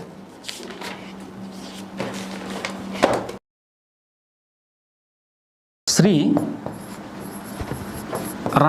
ಎಕ್ಸಾಮಿಗೆ ಬಂದಿರೋ ಶ್ರೀ ರಾಮಾನುಜಾಚಾರ್ಯರು ಅಂತ. ಈ ರಾಮಾನುಜಾಚಾರ್ಯರಿಗೆ ಕಿರುಕುಳ ನೀಡಿದಂಥವ. ಯಾಕಂದ್ರೆ ರೀಸನ್ ಗೊತ್ತಾಗ್ತದೆ. ಸೊ ನೋಡ್ರಿ ಇಲ್ಲೇ ಇವರು ಮೂಲತಃ ಶೈವರದಾರೆ. ಸೊ ಇವ್ರು ಏನಿದಾರೆ ಈಗ? ಎಸ್, ವೈಷ್ಣವರದಾರ. ಈ ಕಾರಣಕ್ಕೆ ಶ್ರೀ ರಾಮಾನುಜಾಚಾರ್ಯರನ್ನು ಕಿರುಕುಳವನ್ನು ನೀಡಿ ಇಲ್ಲಿಂದ ಓಡಿಸಿದ ಅಂತದೆ. ಓಡಿ ಎಲ್ಲಿಗೆ ಹೋದ್ರೆ ಅಂತ ಕೇಳ್ಯಾರ ಎಕ್ಸಾಮ್ಗೆ. ಯಾರು ಹುಡುಗ್ಯಾರ ಇಂಪಾರ್ಟೆಂಟ್ ಅಲ್ಲ, ಯಾರು ಹುಡುಗಿಯರು ಇಂಪಾರ್ಟೆಂಟ್ ಅಲ್ಲ, ಎಲ್ಲಿ ಹೋಗ್ಯಾರ ಅಂತ ಕೇಳ್ಯಾರ. ಎಸ್, ಎಲ್ಲಿಗ್ರಿ? ಹೊಯ್ಸಳರಲ್ಲಿ. Yes, very important. ಏನು ಅಂತಂದರೆ ಶ್ರೀ ರಾಮಾನುಜಂ ಅವರಿಗೆ ಆಶ್ರಯವನ್ನು ನೀಡಿದವರು ಯಾರು ಎಂದರೆ ಹೊಯ್ಸಳರು. ಆ ಹೊತ್ತಿಗೆ ಇದ್ದಂಥವು ಅರಸ ಯಾರು ಹೊಯ್ಸಳರು ಅಂದರೆ ವಿಷ್ಣುವರ್ಧನ. ಸೊ ನಮಗೇನು ಸಿಗ್ತದೆ ಇಲ್ಲಿ ಅಂತಂದ್ರೆ ಪಲ್ಲವರ ಬಗ್ಗೆ ನಾವು ಇಲ್ಲೇ ನೋಡಬೇಕಾಗ್ತದೆ, ಸಾಕಷ್ಟು ವಿಷಯಗಳನ್ನು ನೋಡಬೇಕಾಗ್ತದೆ ಪಲ್ಲವರ ಬಗ್ಗೆ. ಓಕೆ, ಹಾಗೆ ಅದರ ಜೊತೆಯಲ್ಲಿ ಇಲ್ಲಿ ಚಾಲುಕ್ಯರಿಗೆ ಸಂಬಂಧಪಟ್ಟಂಥ ಪಾಯಿಂಟ್ಗಳು ಕೂಡ ಬರ್ತಾ ಇದ್ದಾವೆ. ಸೊ ಜೊತೆಗೆ ಸಂಗಮ್ ಸಾಹಿತ್ಯದ ಕೆಲವಷ್ಟು ನಂಟು ಕೂಡ ಇಲ್ಲದೆ. ಸೊ ಹೀಗಾಗಿ ಈ ಚೋಳ ಸಾಮ್ರಾಜ್ಯದ ಮೇಲೆ ಈಗಾಗಲೇ ಆಡಳಿತದ ಮೇಲೆ ಒಂದು ಪ್ರಶ್ನೆ ಬಂದಿದೆ ಅಂತ ಹೇಳಿದೆ. ಅವ್ರ ಸ್ಥಳೀಯ ಆಡಳಿತದ ಬಗ್ಗೆ ಕೇಳ್ತಕ್ಕಂಥದ್ದು ಪ್ರಶ್ನೆ ಬಂದಿದೆ ಎಕ್ಸಾಮ್ಕ. ಸೊ ಎಷ್ಟು ವಿಷಯಗಳದಾವ ಅಂತಂದರೆ ಇವತ್ತಿನ ಈ ತರಗತಿ ಒಳಗೆ ಹೈಯೆಸ್ಟ್ ಎಕ್ಸಾಮಿಗೆ ಬಂದಿರೋ ಚೋಳರ ಮೇಲೆ, ಸಂಗಮ್ ಸಾಹಿತ್ಯದ ಮೇಲೆ ಪ್ರತಿ ಸಾರಿ ಪ್ರಶ್ನೆಗಳನ್ನು ಕೇಳ್ತಾ ಬಂದಿದ್ದಾರೆ. ಸೊ ಲಾಸ್ಟ್ ಈ 4-5 ಪರೀಕ್ಷೆಗಳಲ್ಲಿ ಕೇಳಿಲ್ಲ ಅಂತ ಮೈ ಮರೆತು ಕೊಡೋಂಗಿಲ್ಲ. ಈಗ ಒಮ್ಮೆ ನಾವೇನಾದರೂ ನಮ್ಮ ಪ್ರಜ್ಞೆ ತಪ್ಪಿದ್ದೀವಿ, ಮೈ ಮರ್ತೀವಿ ಅಂತಂದ್ರೆ ಚೋಳರ ಮ್ಯಾಗ ಪ್ರಶ್ನೆ ಬರ್ತೈತಿ, ಚೋಳ ಕಡದಕ್ಕಿಂತ ಹೆಚ್ಚಾಗುತ್ತಾ, ಆಮೇಲೆ ನಾವು ಸರಿಯಾಗಿ ಉತ್ತರ ಹಾಕಿಲ್ಲ ಅಂತಂದರೆ. ಸೊ ಹೀಗಾಗಿ ಇಲ್ಲಿ ಈ ವಿಷಯಗಳೊಂದಿಗೆ ನಮ್ಗೆ ಸಾಕಷ್ಟು ಒಂದು ಆಡಳಿತದ ಬಗ್ಗೆ ಕೂಡ ನೋಡೋಣ. ಈ ಚೋಳರ ಬಗ್ಗೆ ಇರ್ತಕ್ಕಂಥ ಲಾಸ್ಟ್ನೇದವ ಯಾರು ಅಂತಂದರೆ 3ನೇ ರಾಜೇಂದ್ರ ಚೋಳ ಅಂತ ಕಾನ್ಸೆಪ್ಟ್ ಇಟ್ಕೊಂಡು ಬಿಡ್ರಿ. ಓಕೆ, ಸೊ ಇಲ್ಲಿ ಇವರ ಆಡಳಿತದ ಬಗ್ಗೆ ನೋಡಲಾಗಿ ಸೊ ಇವನ್ನ ತೆಗೆದು ಬಿಡ್ತೇನೆ ನೋಡ್ರಿ, ನಾ ಬರ್ಕೊಂಡ್ರಿ ಅಂತ ಅಂದ್ಕೊಳ್ತೀನಿ. ಎಸ್, ಆಡಳಿತ ಅಂತ ಬಂದಾಗ ರಾಜ್ಯಗಳನ್ನು ಏನಾಗಿ ಮಾಡೋದು, ಪ್ರಾಂತ್ಯಗಳನ್ನಾಗಿ ಮಾಡೋದು. ಸೊ ಎಲ್ಲರಿಗೂ ಗೊತ್ತಿರುತ್ತೆ, ಇದು ಮಂಡಲ ಅಂತ ಕರೀತಾರೆ. ಅವರು ಏನು ಕರೀತಾರೆ ರೀ? ಮಂಡಲ ಅಂತ ಕರೆದಾರ. ಸೊ ಹಾಗೆ ಇವುಗಳನ್ನು ಮತ್ತೇನು ಮಾಡೋದು, ನಾಡನ್ನಾಗಿ ಮಾಡೋದು, ನಾಡು ಅಂತ ಕರಿತಿದ್ರು ಅವರು. ಮತ್ತೆ ನಾಡನ್ನು ಏನು ಮಾಡೋದು, ಕ್ವಟ್ಟಮ್ ಅಂತ ಕರೀತಾರೆ. ಏನು ಕೊಟ್ಟರಿ ಅನ್ಬೇಡ್ರಿ, ಕ್ವಟ್ಟಮ್. ಸೊ ಕ್ವಟ್ಟಮ್ ನಂತರ ಕೊನೆಯ ಒಂದು ಆಡಳಿತದ ಸ್ತರ ಯಾವುದಾಗಿರ್ತದೆ, ಗ್ರಾಮ ಆಗಿರ್ತದೆ. ಓಕೆ, ಎಲ್ಲ ಕಡೆಗೂ ನೆನಪಿರಲಿ ನಿಮ್ಗೆ ಏನು ಅಂತಂದರೆ ಒಟ್ಟು ಒಂದು ಯಾವುದೇ ರಾಜ್ಯ ಸಾಮ್ರಾಜ್ಯವಾಗಿರಲಿ ಅಲ್ಲಿ ಕೊನೆಯ ಆಡಳಿತದ ಸ್ತರ ಯಾವುದಾಗಿರ್ತದೆ ಅಂತಂದ್ರೆ ಗ್ರಾಮ ಆಗಿರ್ತದೆ. ಓಕೆ, ಸೊ ಇವುಗಳನ್ನು ಸಾಕಷ್ಟು ಸಾರಿ ಇಲ್ಲಿ ಗ್ರಾಮ ಅಂತ ಬಂದ ಗಾವುಂಡ, ಗ್ರಾಮೀಣ, ಗಾಮಿನಿ ಅಂತ ನೋಡಿರ್ತೀವಿ ನಾವು ಈಗಾಗಲೇ. ಸೊ ಹಂಗೆ ಅಧಿಕಾರಿಗಳು ಇರ್ತಾರೆ. ಸೊ ಇಲ್ಲಿಯೂ ಕೂಡ ಒಟ್ಟು ತಮ್ಮ ಆಡಳಿತದ ದೃಷ್ಟಿಯಿಂದ ಒಂದು 4 ಭಾಗಗಳನ್ನಾಗಿ ಮಾಡಿಕೊಂಡು ಆಡಳಿತವನ್ನು ಮಾಡ್ತಾರೆ. ಒಂದು ಯಾವುದು, ಮಂಡಲ ಅಂತೇಳಿ, ಮತ್ತೊಂದು ನಾಡು ಅಂತ ಕರಿತೀವಿ, ಮತ್ತೊಂದು ಕ್ವಟ್ಟಮ್ ಅಂತ ಕರಿತೀವಿ. ಸೊ ಕೊನೆಯದಾಗಿ ಯಾವುದು ಅಂತಂದರೆ ಗ್ರಾಮ ಆಗಿರ್ತದೆ. ಓಕೆ, ಸೊ ಇನ್ನು ಇದರ ಜೊತೆಗೆ ಇವರ ಸಾಹಿತ್ಯದ ಬಗ್ಗೆ ನೋಡಬೇಕು ಅಂತಂದರೆ ಸೊ ಈ ಕಡೆ ಬರೆದು ಬಿಡ್ತೇನೆ. ಇಲ್ಲೇ ಒಂದು 4 ಜನ ಬರ್ತಾರೆ. ಒಂದು ಕಲೆಯನ್ನು ಕೂಡ ನಾನು ಕೊನೆಯಲ್ಲಿ ಹೇಳ್ತೀನಿ. ಸಾಹಿತ್ಯದ ಬಗ್ಗೆ ನೋಡೋಣ. ಯಾರ ಸಾಹಿತ್ಯದ ಬಗ್ಗೆ? ಚೋಳರ ಸಾಹಿತ್ಯದ ಬಗ್ಗೆ ಒಂದು 4 ಜನರ ಹೆಸರು ಬರ್ತವೆ. ಸೊ ಒಂದು ಭಾಳ ಚಂದ ಅದಾವ ಹೆಸರು ಅವ್ರದ್ದು, ಕಂಬಿನ ಅಂತ ಬರ್ತಾನೆ. ಸೊ ಈತನ ನಂತರ ಮತ್ತೊಬ್ಬತ್ತು ಬರ್ತಾನೆ, ಶಕಿರಾರ್ ಅಂತ ಬರ್ತಾನೆ, ಶಕಿರಾರ್ ಅಂತ ಬರ್ತಾನೆ. ಸೊ ಇವನ ನಂತರ ಒಬ್ಬತ್ತ ಅವನು ತಿರುಕ್ದೇವ್ ಅಂತ ಬರ್ತಾನೆ, ತಿರುಕದೇವ ಅಂತ ಬರ್ತಾನೆ. ಸೊ ಮತ್ತೊಬ್ಬತ್ತ ಜಯಂ ಗೊಂಡ ಅಂತ ಬರ್ತಾನೆ. ಯಾ ಗೊಂಡ? ಜಯಂ ಗೊಂಡ ಅಂತ ಬರ್ತಾನೆ. ಸೊ ಇವರಿಗೆ ಸಂಬಂಧಪಟ್ಟಂಥ ಕೃತಿಗಳನ್ನು ನಾನು ಬರಿತೀನಿ. ಇಲ್ಲಿ ನೋಡ್ರಿ, ಕಂಬಿನ ಅವನ ಹೆಸರ ಮೇಲೆ ಇದೆ, ಕಂಬಿನ ಬರ್ಕೊಳ್ರಿ, ಇಂಪಾರ್ಟೆಂಟ್ ಎಕ್ಸಾಮಿಗೆ ಬಂದಿರೋದು. ಕಂಬಿನ ರಾಮಾಯಣ. ಯಾರ ರಾಮಾಯಣ? ಕಂಬಿನ ರಾಮಾಯಣ. ಯಾರು ಬರೆದಿರೋದು? ಕಂಬಿನನೇ ಬರೆದಿರೋದು. ಸೊ ನೀವು ಇದನ್ನಾರು ಬರ್ಕೊಳ್ರಿ, ಸೊ ಇದನ್ನಾರು ಬರ್ಕೊಳ್ರಿ. ಓಕೆ, ಇನ್ನು ಈ ಶಕಿರಾರ್ ಅಂತದನಲ್ಲ, ಇವನು ಪೆರಿಯ ಪುರಾಣ ಅಂತ ಬರ್ದಾನ. ಯಾವ ಪುರಾಣ ರೀ? ಪೆರಿಯ ಪುರಾಣ ಅಂತ ಬರ್ದಾನ. ಈ ತಿರುಕದೇವ ಅಂತದನಲ್ಲ, ಸೊ ಆ ತಿರುಕದೇವ ಜೀವಕ ಚಿಂತಾಮಣಿ ಅಂತ ಬರ್ತದೆ. ಜೀವಕ, ಇಂಪಾರ್ಟೆಂಟ್ ಇವೆಲ್ಲ, ಜೀವಕ ಚಿಂತಾಮಣಿ. ಯಾರು ಬರೆದಿರೋದು? ತಿರುಕದೇವ್ ಬರೆದಿರೋದು. ಸೊ ಹಾಗೆ ಕೊನೆಯವ ಜಯಮಗೊಂಡ ಬರೆದಿದ್ದು ಕಳಿಂಗ ತಪ್ಪರಣಿ ಅಂತ ಕರೀತಾರೆ. ಕಳಿಂಗ ತಪ್ಪರಣಿ, ಕಳಿಂಗ ತಪ್ಪರಣಿ. ಸೊ ಸಾಹಿತ್ಯಕ್ಕೆ ಸಂಬಂಧಪಟ್ಟಂತೆ 4 ಜನ ಇಲ್ಲಿ ನಮ್ಗೆ ಬರ್ತಾರೋ. ಒಬ್ಬತ್ತ ಕಂಬಿನ ಅಂತ ಅವನು ಬರೆದಿರೋದು ಕಂಬಿನ ರಾಮಾಯಣ. ಇನ್ನೊಬ್ಬತ್ತ ಶಕಿರಾರ್ ಅಂತ ಬರ್ತಾನೆ, ಅವನು ಪೆರಿಯ ಪುರಾಣವನ್ನು ಬರ್ದಾನ. ಹಾಗೆ ತಿರುಕುದೇವ ಅಂತ ಬರ್ತಾನೆ, ಸೊ ಅವನು ಬರೆದಿರೋದು ಜೀವಕ ಚಿಂತಾಮಣಿ ಅಂತೆ. ಸೊ ಹಾಗೆ ಜಯಂಗೊಂಡ ಅಂತ ಬರ್ತಾನೆ, ಅವನು ಬರೆದಿರೋದು ಕಳಿಂಗ ತಪ್ಪರಣಿ. ಅನ್ಕೋಂತ ಬರೀರಿ, ಹಂಗಾದವು, ಹಂಗೆ ಆದ ಭಾಷೆ ಒಳಗೆ ಅದಾವು, ಏನೂ ಮಾಡೋಕ್ಕಾಗಂಗಿಲ್ಲ. ಓಕೆ. ಸೊ ಇನ್ನು ಇವ್ರದ್ದೊಂದು ಕಲೆ ಮತ್ತು ವಾಸ್ತು ಅಂತ ಬಂದಾಗ, ಸೊ ಎಕ್ಸಾಮಿಗೆ ಬಂದಿರೋದು ತಂಜಾವೂರಿನ ಕಲೆ ಅಂತಲೇ ಬಂದದ. ಯಾವ ಊರಿ? ತಂಜಾವೂರಿನ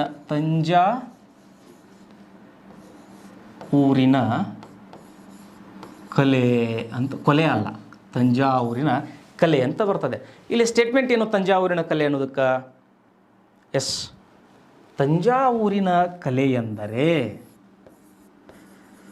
ಮಿಶ್ರಲೋಹ. ಏನನ್ನು ಬಳಸಿರಿ ಅವರು? ಮಿಶ್ರ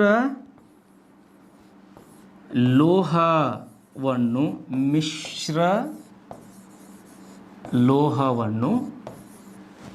ಬಳಸಿದ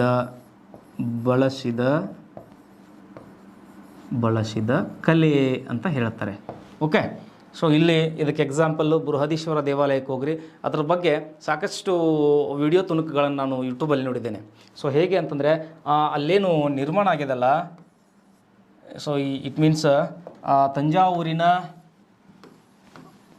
ಆ ದೇವಾಲಯ, ಬೃಹದೀಶ್ವರ ದೇವಾಲಯ, ಸೊ ಅಲ್ಲಿ ಸೈನ್ಸ್ ಎದ್ದು ಕಾಣ್ತದೆ ಇವ್ರ ಕಾಲದಲ್ಲಿ. ಸೊ ಅದು ಏನು ಹೀಗದಲ್ಲ ಗೋಪುರ, ಸೊ ಇಲ್ಲಿ ಮೇಲ್ಗಡೆಗೆ ಕಳಸದ ಶಿರಕ್ಕೆ ಒಂದು ಕಲ್ಲಿಟ್ಟಾರ ಅವರು. ಸೊ ಇಲ್ಲೆಲ್ಲ ಕೆಳಗಡೆಗೆ ದೇವಸ್ಥಾನ ಅದೇ. ಓಕೆ. ಇಲ್ಲಿಗೆ ಆ ಕಲ್ಲು ಒಯ್ಬೇಕಂದ್ರೆ ಅದು 8,000 ಟನ್ ಏನೋ ಐತಿ ಅಂತ ಕೇಳಿದ್ದೆ ನಾನು. ಸೊ ಕೆಲವಷ್ಟು ಟೈಮ್ ಓದಿದ್ದು ಕೂಡ ನೆನಪದೆ. ಸೊ 0 to count, ಇಲ್ಲಿ ಮ್ಯಾಥ್ಸ್ ಸೈನ್ಸ್ ಎರಡೂ ಏನಾಗಬೇಕು ಅಂತಂದರೆ ಇಂಪ್ಲಿಮೆಂಟ್ ಆಗ್ತಕ್ಕಂಥ ಒಂದು ಕಲೆಯನ್ನು ರೂಢಿಸ್ಕೊಂಡಾರು. ಅಷ್ಟು ದೊಡ್ಡ ಕಲ್ಲನ್ನು ಇದೆಲ್ಲ ಮಣ್ಣಿನ ಉಗುತಿ ಅಂತಾರೆ ಇದಕ್ಕೆ. ಇಷ್ಟು ಹತ್ರ ಮಣ್ಣಿನ ಉಗುತಿ ಹಾಕಿ, ಸೊ ಅದನ್ನೇನು ಮಾಡೋದು ಅಂತಂದರೆ ಹಿಂಗೆ ತೊಗೊಂಡು ಹೋಗಿ ಸೊ ಸರಿಯಾಗಿ ಇಲ್ಲಿ ಕೂಡ್ಸ್ಯಾರ ಅದನ್ನು. ಸುಮಾರು 8,000 ಟನ್ KG ಇದೆ ಆ ಕಲ್ಲು ಅಂತ ತಿಳ್ಕೊಂಡು. ಸೊ ಇಷ್ಟು ಮಹತ್ವವಾಗಿರ್ತಕ್ಕಂತಹ ಒಂದು ಕಲೆಯಲ್ಲಿ ನಮಗೆ ಕಂಡು ಬಂದಿದೆ ಅಂತಂದರೆ, ಸೊ ನಮ್ಗೆ ಚೋಳರಲ್ಲಿ ಕಂಡು ಬಂದಿದೆ. ಇಷ್ಟು ವಿಷಯ ಏನು ಅಂತಂದರೆ ಚೋಳರ ಬಗ್ಗೆ ಇರ್ತಕ್ಕಂಥದ್ದು. ಸೊ ಪರೀಕ್ಷಾ ದೃಷ್ಟಿಯಿಂದ ಇವ್ರ ಬಗ್ಗೆ ಒಂದಂತೂ ವೆರಿ ಇಂಪಾರ್ಟೆಂಟ್, ಸಂಗಮ್ ಸಾಹಿತ್ಯ ಏನು ಮಾಡ್ತದೆ ಅಂದ್ರೆ ಇವ್ರ ಬಗ್ಗೆ ತಿಳಿಸ್ತದೆ. ಇಲ್ಲಿ ಪಾಂಡ್ಯರ್ ಅಂತ ಬರ್ತಾರೆ, ಸೊ ಚೇರರ್ ಅಂತ ಬರ್ತಾರೆ, ಸೊ ಹಾಗೆ ಸಂಗಮ್ ಸಾಹಿತ್ಯ ಬರ್ತದೆ. ಸೊ ಇಲ್ಲಿ ಪಲ್ಲವರ ಬಗ್ಗೆ ಕೂಡ ನಾವು ನೋಡಬೇಕಾಗ್ತದೆ. ಸೊ ಹೀಗಾಗಿ ಇವತ್ತಿನ ಈ ತರಗತಿಯ ಒಳಗಡೆಗೆ ಸಾಕಷ್ಟು ವಿಷಯಗಳನ್ನು ನಾವು ಅಧ್ಯಯನ ಮಾಡಿದ್ವಿ. ಸೊ PPT ರಿವರ್ಸ್ ತೊಗೊಳ್ರಿ, ಹೈಡ್ ಆಗ್ಯದ ಅದು. ಎಸ್, ಒನ್ಸ್ ಅಗೇನ್ ಮೊದಲಿಂದ ಹೇಳ್ತೀನಿ, ನೋಟ್ಸ್ ಮಾಡ್ಕೊಂಡಿದ್ರೆ ನೋಡ್ಕೊಳ್ರಿ. ಸೊ ನಾನು ನೆಕ್ಸ್ಟ್ ಕ್ಲಾಸ್ನಲ್ಲಿ ಸಂಗಮ್ ಸಾಹಿತ್ಯದ ಬಗ್ಗೆ ಹಾಗೂ ಮತ್ತು ಪಾಂಡ್ಯ ಚೋಳರ ಬಗ್ಗೆ ಸಂಕ್ಷಿಪ್ತವಾಗಿರೋ ಕೆಲವಷ್ಟು ಪಾಯಿಂಟ್ಗಳನ್ನು ನೋಡೋಣ. ಸೊ ಇಲ್ಲಿ ಒನ್ಸ್ ಅಗೇನ್ ಇರಲಿ ಬಿಡ್ರಿ, ಬೇಕಿದ್ರೆ ಬರೆದು ಬಿಡ್ತೀನಿ, ಕೈ ಬಿಡ್ರಿ, ನಡೀತದೆ. ಎಸ್,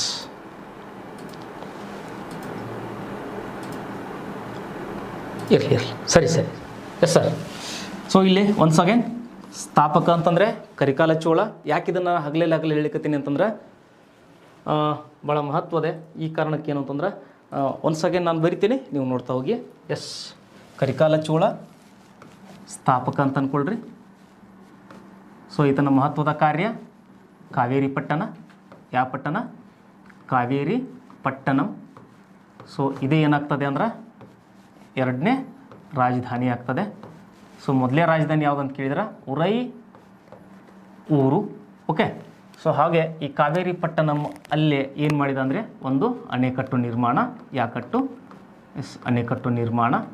ಸೊ ಇದು ದಕ್ಷಿಣ ಭಾರತದ ಮೊದಲ ಅಣೆಕಟ್ಟು ಆಗಿರ್ತದೆ. ಓಕೆ.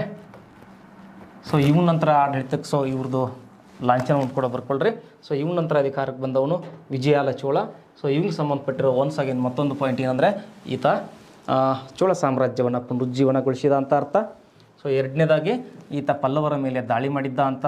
ಸೊ ಇದನ್ನು ಬಹುದು ಅನ್ನುವಂಥ ಒಂದು ಪ್ರಶ್ನೆ ಇದೆ, ಇದನ್ನು ಎಕ್ಸಾಮಿಗೆ ಕೇಳ್ತಿರಕ್ಕಿಲ್ಲ, ಡೋಂಟ್ ವರಿ. ಮದುರೈ ಪಾಂಡ್ಯರ ಮೇಲೆ ದಾಳಿ ಮಾಡಿ ಏನನ್ನ ಗೆದ್ಕೊಂಡ? ತಂಜಾವೂರನ್ನ ಗೆದ್ಕೊಂಡ. ಆ ತಂಜಾವೂರು ಏನಾಗ್ತದೆ ಇವರ ಹೆಸರಿನೊಂದಿಗೆ ತಳಕು ಬಿದ್ದದ. ಸೊ ಅದು ಎಲ್ಲಿಂದ ಪ್ರಾರಂಭ ಅಂತಂದರೆ, ಸೊ ಎಸ್, ವಿಜಯಾಲ ಚೋಳನಿಂದ ಪ್ರಾರಂಭ ಆಗ್ತದೆ. ಸೊ ಹಾಗೆ ಈತನ ನಂತರ ಅಧಿಕಾರಕ್ಕೆ ಬಂದವರು ಸೊ ಆದಿತ್ಯ ಚೋಳ ಈತ ಪಲ್ಲವ ರಾಜನಾಗಿರ್ತಕ್ಕಂಥ ಅಪರಾಜಿತ ವರ್ಮನನ್ನು ಸೋಲಿಸಿ ಸ್ವತಂತ್ರಗೊಂಡ. ಸೊ ಈ ಹಿಂದೆ ಆಡಳಿತ ಮಾಡಿದವರು ಇವರ ಸಾಮಂತರಾಗಿ ಇದ್ದರು ಅಂತ ಅರ್ಥ. ಓಕೆ, ಸೊ ಇನ್ನು ಹಾಗೆ ಇಬ್ಬರು ಮಕ್ಕಳು. ಸೊ ಒಬ್ಬ ಪರಾಂತಕ ಚೋಳ, ಮತ್ತೊಬ್ಬ ಕನ್ನರ ದೇವ ಅಂತೇಳಿ ಇವನು ಕೂಡ ಆಡಳಿತ ಮಾಡ್ಯಾನ. ಸೊ ಇಲ್ಲಿ ನಮ್ಗೆ ಇಂಪಾರ್ಟೆಂಟ್ ಯಾರು ಅಂತಂದರೆ ಒಂದನೇ ಪರಾಂತಕ ಚೋಳನಾಗಿರ್ತಾನೆ. ಸೊ ಹೀಗಾಗಿ ಆತನ ಬಗ್ಗೆ ನೋಡಿದ್ವಿ. ಸರಿ, ಹಾಗೆ ಇನ್ನಷ್ಟು ವಿಷಯ ಏನು ಅಂತಂದರೆ ಈ ಪರಾಂತಕ ಚೋಳನ ಬಗ್ಗೆ ಇಷ್ಟು ಬಿರುದುಗಳು ಅವೆಲ್ಲವೂ ಏನಾಗ್ತವೆ ಅಂತಂದರೆ, ಒಂದು ಮದುರೈಕೊಂಡ, ವೆಲ್ಲಂಗೊಂಡ, ಸೊ ಅನ್ನೋ ಬಿರುದುಗಳು ಎಕ್ಸಾಮಿಗೆ ಕೇಳಿರ್ತಾರೆ.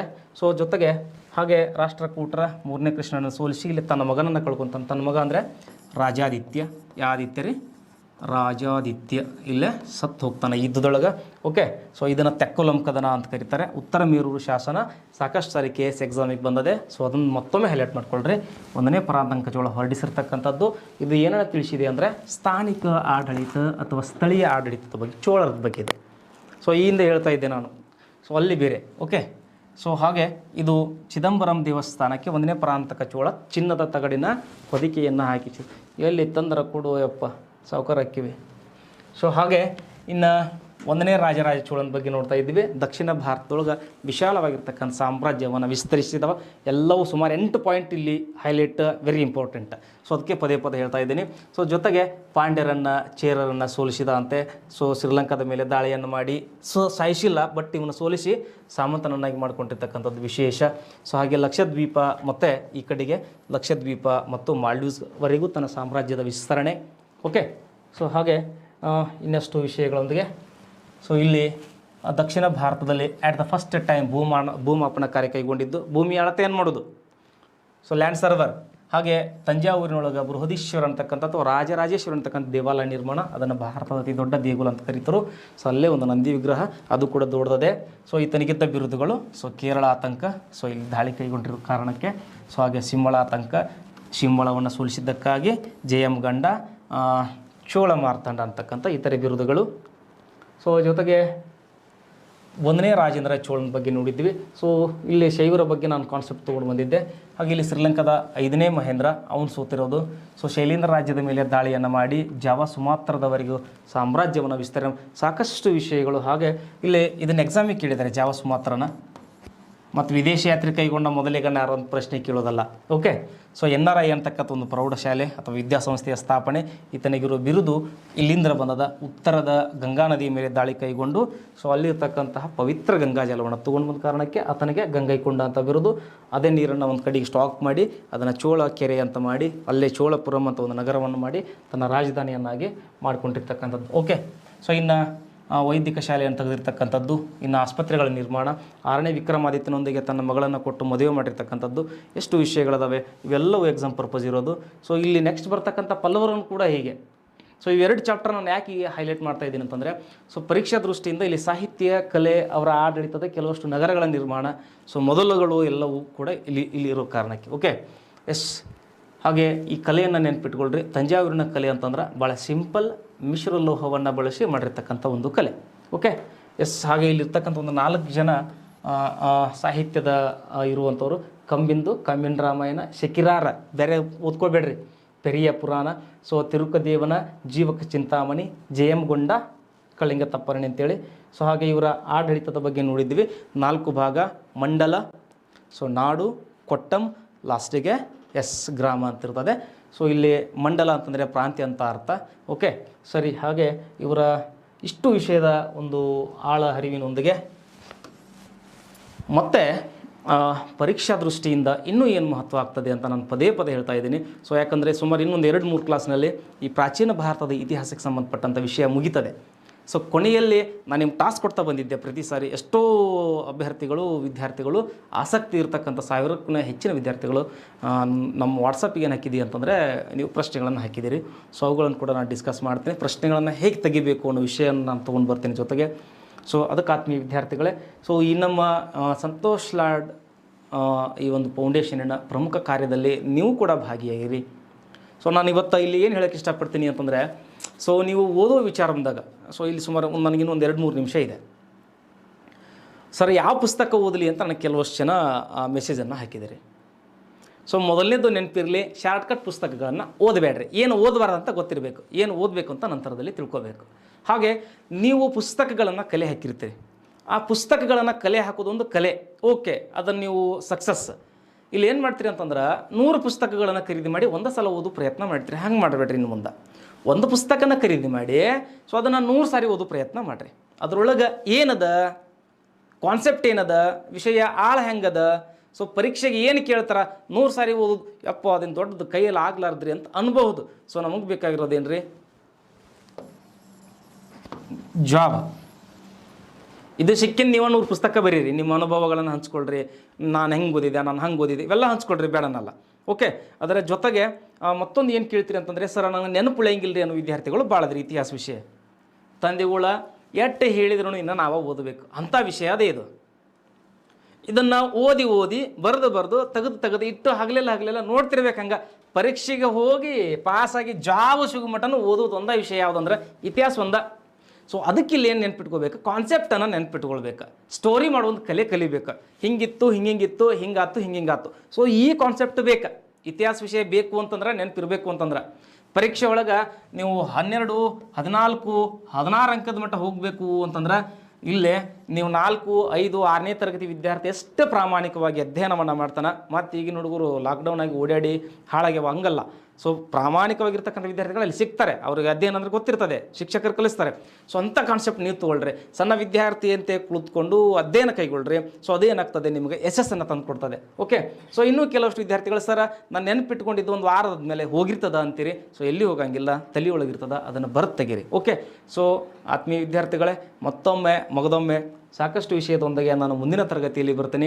ಸೊ ಅಲ್ಲಿ ಪಲ್ಲವರ ಬಗ್ಗೆ ಹಾಗೂ ಸಂಗಮ ಸಾಹಿತ್ಯದ ಬಗ್ಗೆ ಅತಿ ಇಂಪಾರ್ಟೆಂಟ್ ಪ್ರಶ್ನೆಗಳೊಂದಿಗೆ ಬರ್ತೀನಿ. ಸೊ ಜೊತೆಗೆ ಮತ್ತೆ ನಾನು ನಿಮ್ಮೊಂದಿಗೆ ಸದಾ ಇರ್ತೀನಿ. ಸೊ ನನ್ನ ವಾಟ್ಸಪ್ ನಂಬರು ಮತ್ತೆ ಕೊಡ್ತಿದ್ದೀನಿ, 9353869646. ಇದು ನನ್ನ ವಾಟ್ಸಪ್ಪ. ಸೊ ಕೆಲವು ಜನ ಟೆಲಿಗ್ರಾಮ್ ಕೇಳಿರಿ. ಸೊ ಟೆಲಿಗ್ರಾಮ್ ಅದೇ ಸದ್ಯಕ್ಕೆ ಕೊಡಲ್ಲ. ಸೊ ಕೊನೆಯ ತರಗತಿಯಲ್ಲಿ ನಾನು ಟೆಲಿಗ್ರಾಮ್ ಗ್ರೂಪನ್ನು ಕೊಡ್ತೀನಿ.